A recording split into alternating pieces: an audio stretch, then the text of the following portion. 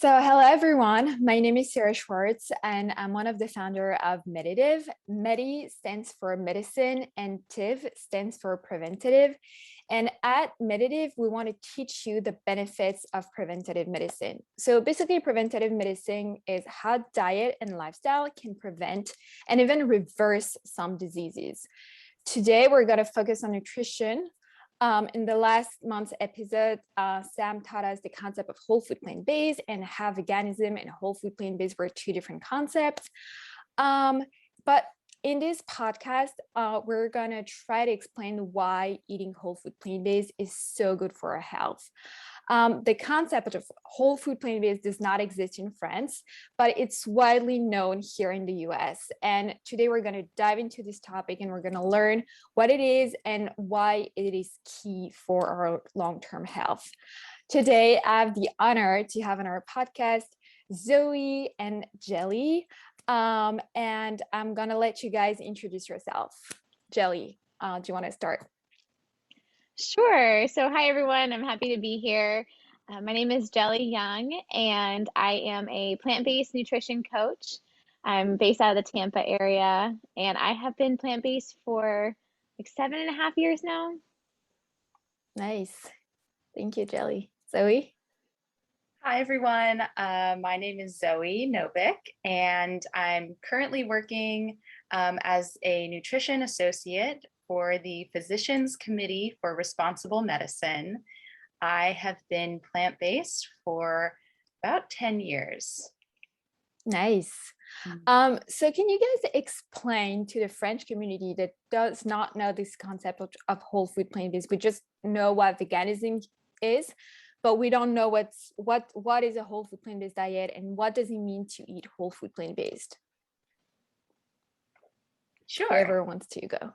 So I can start, and I think the best way for me to start would be to explain how I approach plant-based and veganism and where I started. So I was actually raised vegetarian. My parents are both very involved in the animal rights movement, and my mom actually runs an animal rescue organization. So my whole life, I was surrounded by animals of all kinds. And I also grew up with the philosophy that pigs and cows and chickens are treated the same as dogs and cats and guinea pigs and hamsters and everything. So we didn't eat them.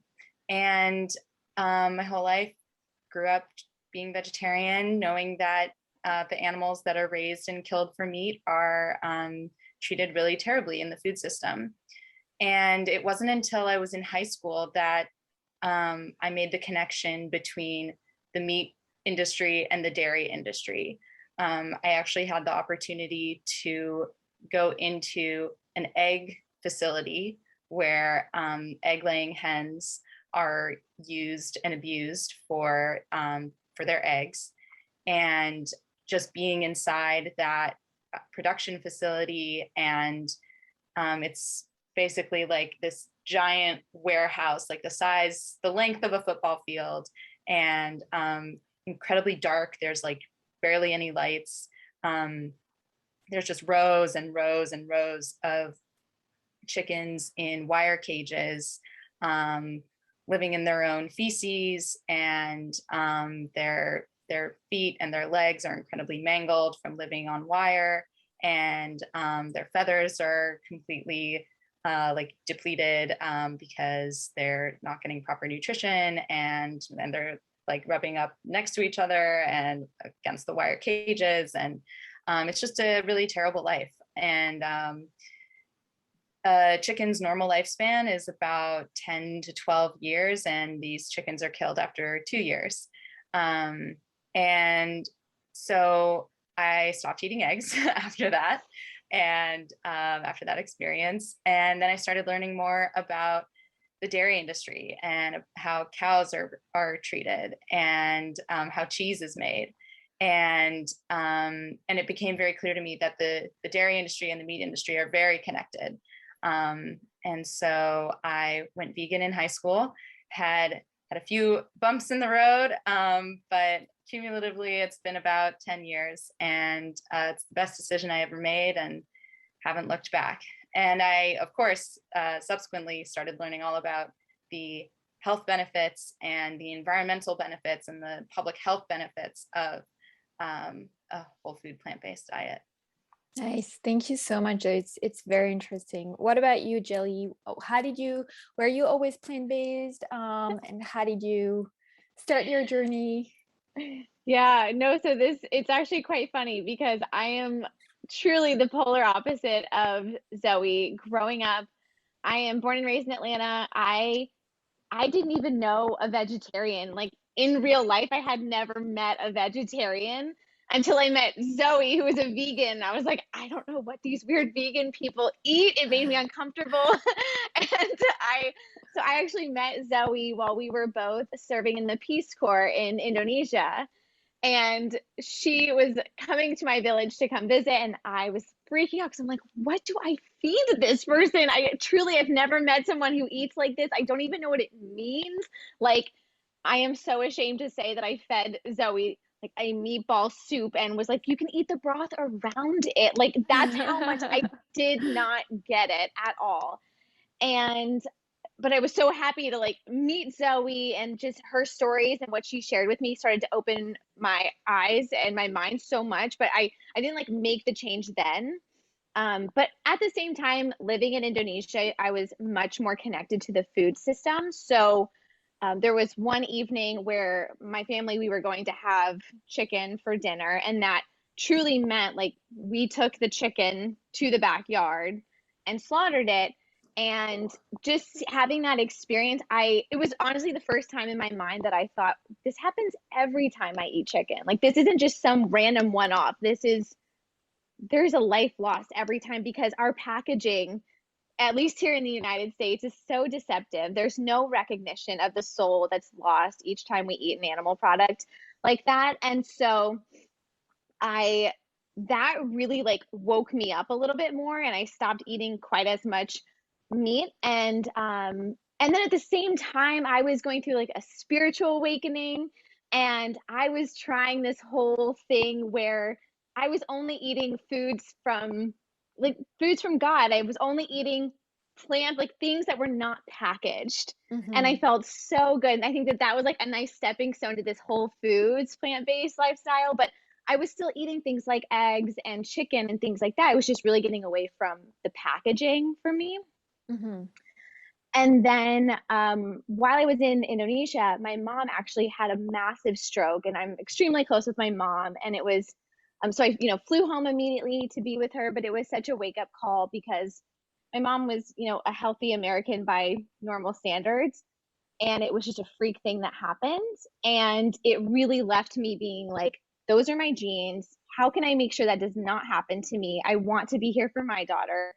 And so like truly like overnight after that experience, I just dove into all this research of how, like, are strokes preventable, and if so, how? And what I kept coming back to was eat a plant-based lifestyle, eat a plant-based lifestyle. And I've just never looked back after that. You watch a few documentaries that you can't unsee. Like, Zoe is so cool because she's had the real world experience, whereas I've just gotten to see it on a documentary. And so I just admire whenever Zoe can share her stories. Yeah.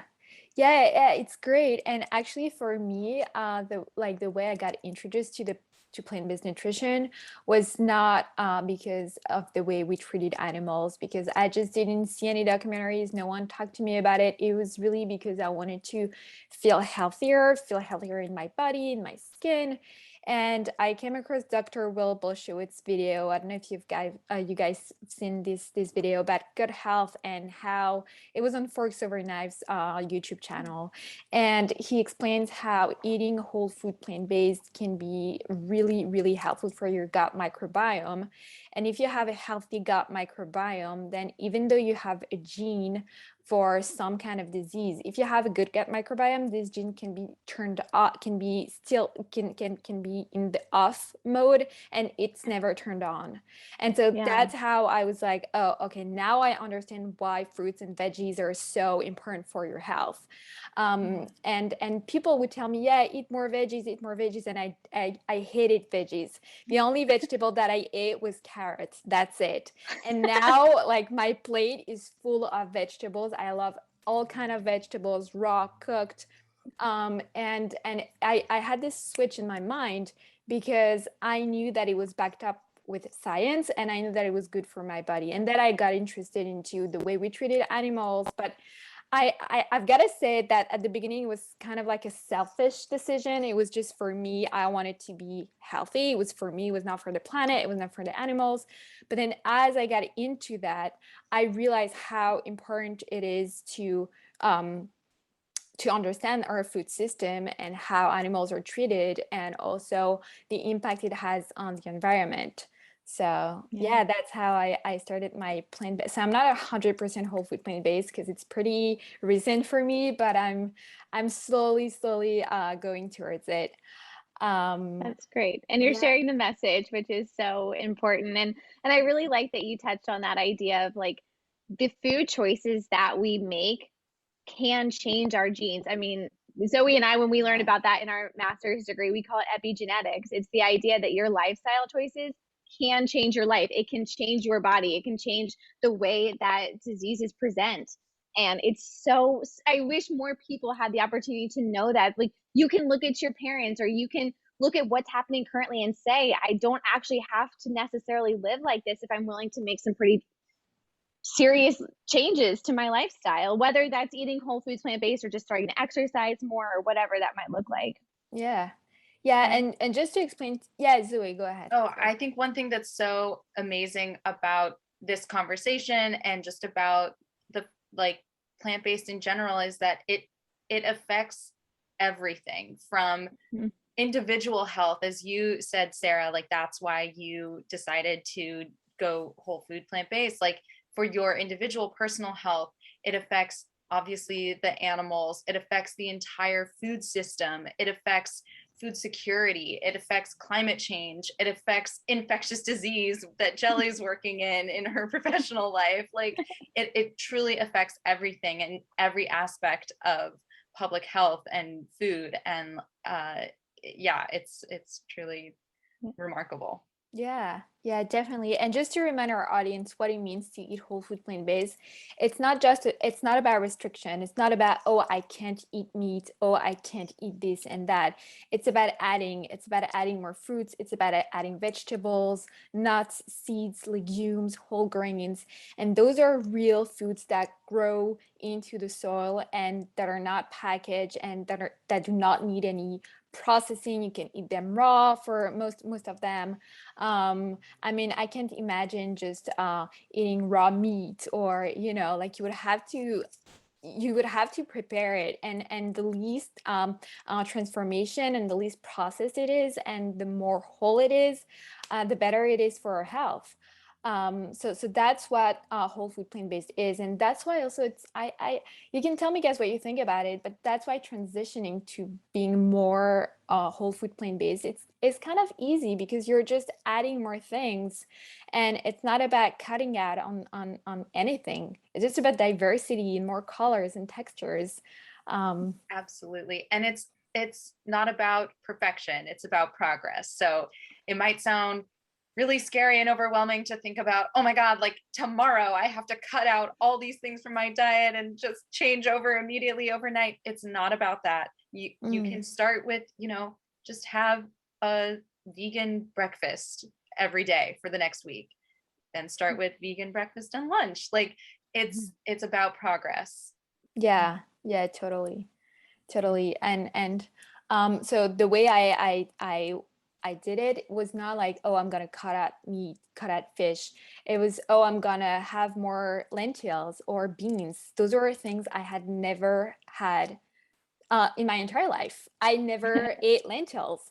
I discovered some foods like lentils, beans. I didn't know this type of foods before being interested into my own health.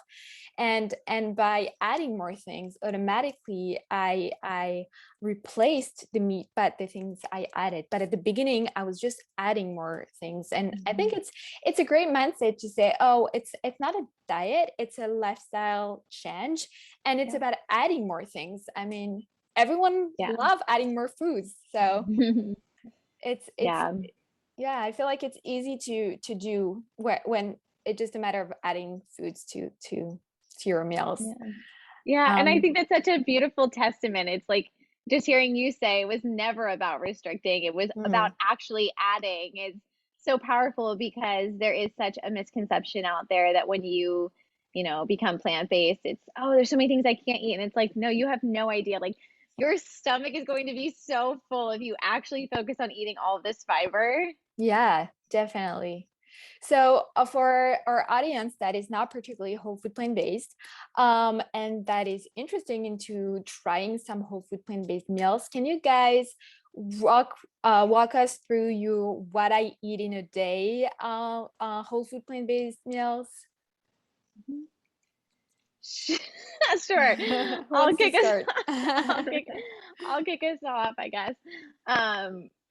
Yeah, so I would say a non-negotiable for me is a green smoothie in the morning. I just feel so good when I do that it's become something that like if I miss it, I can feel it in my body. And that's just it's so simple. It's literally just spinach, frozen banana. I like to use right now, I'm like on a whole peanut butter powder kick and I love it. It's a little bit less fattening than normal peanut butter. And then water, like ground flaxseed, and it just that will really get you going in the morning. Usually for lunch, I'll do some type of big salad. Sometimes I will like add something to it, like falafels or something, but sometimes it's just a nice salad. And I almost every single day eat hummus. I love hummus. If it's not hummus, then it's baba ganoush that I am like currently making. I'll make like a big batch on Sundays and I love it. I can't get enough of it right now. It's so simple. And then I also, like Zoe knows this about me, but I have a complete obsession with potatoes. So Wow. I eat a lot of potatoes and I swear to you, there is nothing that will get you more energized than a potato. So What I kind could of be like potato do you like? Like sweet potatoes, I regular? love all potatoes. I mean, I just like I love all potatoes. Truly, in grad school, in my pockets, like my water bottle pockets, I used to keep hot potatoes in my water bottle sacks, and I would just like chop them out, like just chomp down, Wow. like yeah, yeah. But I swear they're like the best granola bar ever because they give you so much energy immediately. But anyways, so there's sometimes usually a potato in there somewhere, and then at night I will do something like I don't know. I'm doing a lot of soups right now because it's winter, so I made a lentil soup. It was like a lentil potato soup, and then I really love tempeh and tofu, so things like that. Do you snack at all? Yeah, definitely snack. I You like I snack on said, I potatoes? yeah, I like yeah, actually snack a lot of potatoes and hummus, fruits, things like that. Nice. What about you, Zoe? What do you eat? Lately I've also been doing a green smoothie in the morning, but there's so many breakfast options like oatmeal. You can doctor up oatmeal in so many different ways. You can even make it savory or sweet or whatever, and it's like really high in protein, and it'll keep you full for a long time. I for lunch, I'm also a big sweet potato fan. So I'll usually go for a sweet potato over a regular potato, but you know, Same thing. I Yeah. like to doctor it up with some black pepper and nutritional yeast, and then add a bunch of green veggies on top. And then for dinner, I'll usually do some like some kind of stir fry, like a bunch of veggies and tofu and quinoa or pasta, rice, something like that, or burrito or sandwich, something like that. Nice. Yeah. So you guys didn't mention that you put protein in your lunch. Is that something, do you make sure to have like plant-based protein at lunch and dinner, not to miss some proteins because you're whole food plant-based, or is it just something you just didn't mention because you forgot? I don't keep track because vegans are not protein deficient.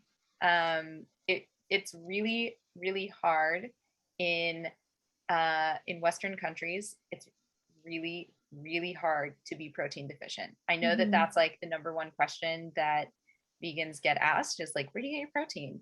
But there's so much protein in beans, tofu, tempeh, vegetables like broccoli, spinach, those actually, potatoes, oatmeal, like those actually have a lot more protein than you realize. And I know that we've been fed this lie, no pun intended, about like, oh, you get your protein from meat and animals. But those animals who have been killed get their protein from grass and like grains, like things that they have been fed. And so it's really a myth that has been passed down from the meat industry. Yeah, it's really interesting because when I started to eat more plants, I didn't want to, and so I replaced some of the meat and the fish that I was eating and the dairy stuff that I was eating with legumes. I make sure to have like always a quarter of my plates of legumes, like at lunch and dinner. But it's crazy. I didn't know that veggies had protein. For me, it was only legumes. And I also realized Sam told me that dates have some protein as well. And I didn't know that. And yeah, it's crazy to see that in real foods, you have all the nutrients you need. What about B12? Do you guys supplement on B12? Yes. B12 is the one supplement that vegans and also omnivores need to take. Okay. Why do you think omnivores need to take it? Because they usually don't get enough. Yeah. It's crazy to see that, because also the quality of the meat is usually very, very bad. And you mentioned that the animals, they get their proteins from whole, like grains and grass, but actually today most of them don't get their protein from grass and a variety of grains. They get it from soy. So actually the quality of the meat is worse today. So that makes sense that even omnivores have to supplement on B12 actually. Yeah, amazing. So we talked about what whole food plant-based is and how delicious it is. But I want to dive into the health benefits of eating in such a way. So can you guys tell me a little bit of what are the health benefits that we get out of such a diet? Yeah. So I think that one of the most immediate health benefits that you'll feel as you start to transition over is so much more energy. It's like for the first time in your life, you're actually fueling your body with the proper nutrients. For me, I used to be so just like, I would want so badly to show up for my life, but I would be so tired and I would have to take naps, and I just couldn't like go the same way that I wanted to. And then after I transitioned over how I was eating, I was like, oh my gosh, I feel like I'm the Energizer Bunny. I can just show up in a way that I've always dreamed of showing up to my life. So I think that that's kind of like a surface level health benefit that you will feel almost immediately. But there's so much research behind a plant-based lifestyle, like you mentioned right in the beginning, preventing disease and also being able to cure diseases. Yeah. I'm sure Zoe has plenty to offer here too. Yeah, I mean, there's so many studies about how a whole food plant-based diet affects hormone balance and diabetes and just like the list goes on and on. And I think what Jelly was saying about just you feel better. Like I'll have days sometimes when I will eat like just not enough veggies and I feel sluggish and I feel I notice a difference.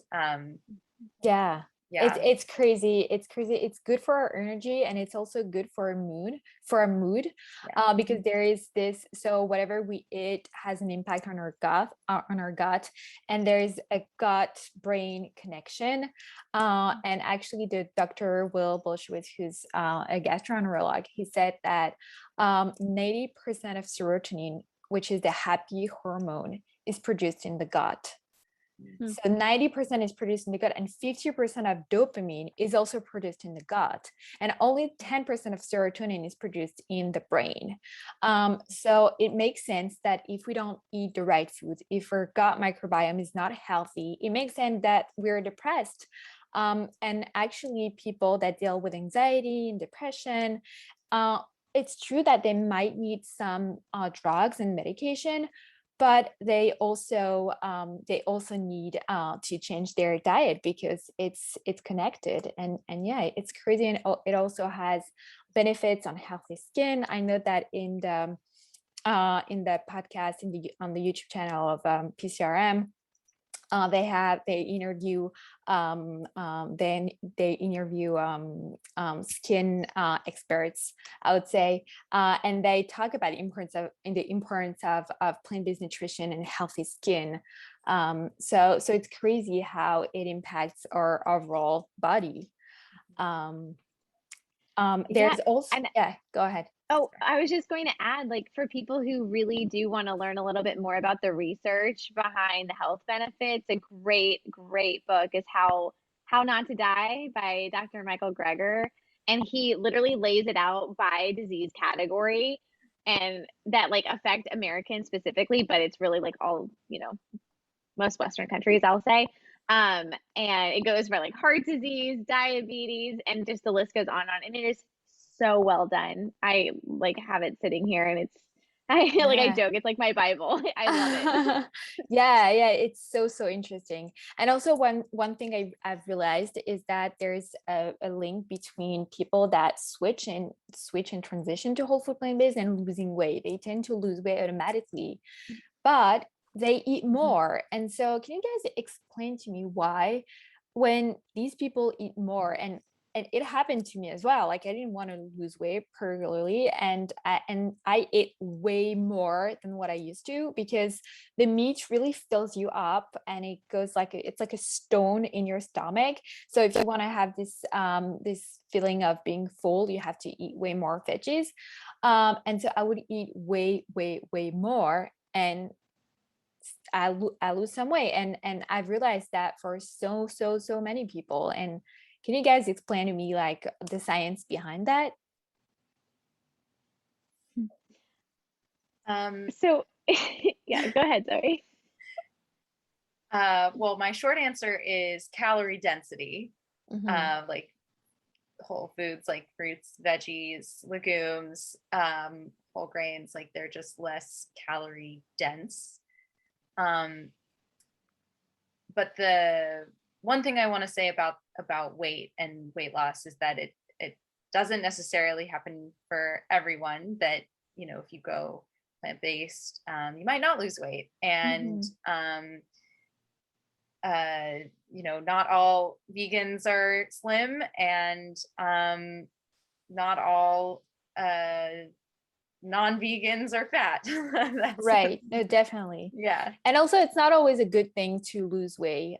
Some people have to because they are overweight, and being overweight is a symptom of something that's wrong in their body. But sometimes losing weight is a bad thing. So yeah, it's important to know, like, So for me, I knew that I had to keep track of what I was eating, not to lose too much weight. And yeah, it's true that if you eat, I guess, too many nuts and avocados, maybe or a lot of whole grains, that could lead to gaining weight, I guess. I think it depends what kind of whole foods people are eating as well. But definitely fruits and veggies are not very calorie dense, right? Mm-hmm. What's Yeah. your thought on that, Jelly? Yeah, similar to Zoe, I think that sometimes for some people, weight loss can be a byproduct of going plant-based. But my opinion is that that cannot be your number one why of why you're Mhm. transitioning over, because that why is never going to be deep enough and like rooted enough in your soul to keep you accountable. It has to be something so much deeper and not like as surface level as weight loss. Mhm. Um, but like you said, for some people, like that is going to be really important to help manage disease. And um, Yeah. so, Yeah, definitely. I also think about, like, for me, the why was really like to have a healthier body, and for people that need to lose the extra weight, they need to know, I want to lose weight because, and the yeah, because is what's important. yeah, Yeah, exactly. it's really, and also I don't know, but I've realized that eating more whole foods, I was replacing a lot of like the processed foods and the packaged foods with real foods. And in this processed and packaged food, they put a lot of sugar, of added sugar. And I feel like, I don't know what's your thought on that, but limiting the amount of processed and refined sugar that we eat is really good, because we don't decrease our want to, uh, like the fact that we always want to eat, like Hmm. if you're not if you're not eating sugar all the time, I don't know, I feel like it made me stop wanting to like be like to snack all the time, or to always want to have something to eat, just by replacing the processed foods by the real foods. So Hmm. maybe, do you think it's linked? Yeah, I think that, when we find ourselves sitting there, especially late at night, like in those like kind of binge cycles, or just constantly looking for something sugary or something to just like, fill that void, I think usually that kind of stems from needing more nutrients, earlier in the day or at another point when you're really filling up on those leafy greens and making sure you're getting enough protein and carbohydrates and things like that.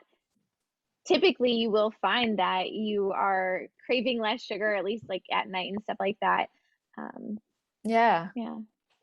Yeah, and so I have another question. So when it comes to being whole food plant-based, we avoid, of course, I mean, we have to avoid dairy products. But in France, France is known for the cheese, for the best cheeses ever. And I think we tend to overeat on cheese in France.